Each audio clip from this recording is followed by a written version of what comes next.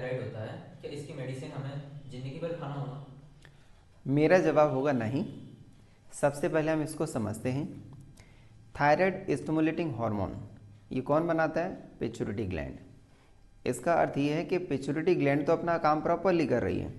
अब बारी आती है थायराइड की, यानी कि जो रॉ मटेरियल है जिसको T4 कहते हैं, उसकी कन्वर्जन रेट की और मेटाबॉलिज्म को अच्छा रखने की। ये बारी है थायराइड की।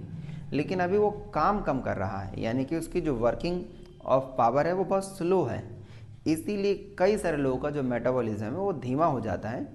इसलिए एनर्जी भी कन्वर्ट बहुत स्लो होती है, जिसके चलते हुए कितने सारे लोगों को मेडिसिन लेनी पड़ती है। और असली मायने में देखा जाए तो T4 से T3 की जो कन्वर्जन रेट है वो सही जगह अगर अधिकतर होती है वो है लीवर के अंदर। इसका मतलब क्या है?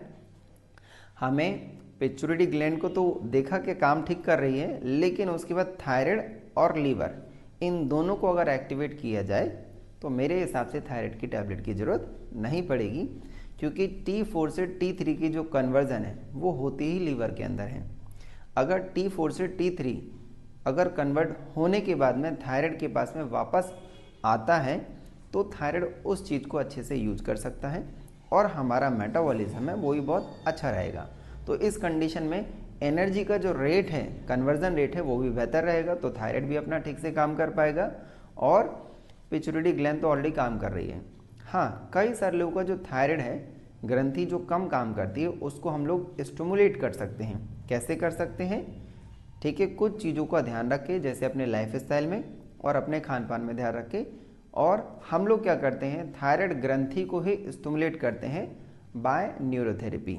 और कुछ लोगों का जो लाइफ स्टाइल जो ख़राब होता है उसको चेंज करा देते हैं। तो ऐसे बहुत सारे लोग हैं जिनको पहले थायराइड की टैबलेट खाने की ज़रूरत पड़ती थी, लेकिन अभी वो नहीं खाते हैं और उसके बावजूद भी उनका जो एनर्जी कन्वर्जन रेट है वो भी बहुत बढ़िया है और उनका मेटाबॉलिज्म भी बढ़िया है।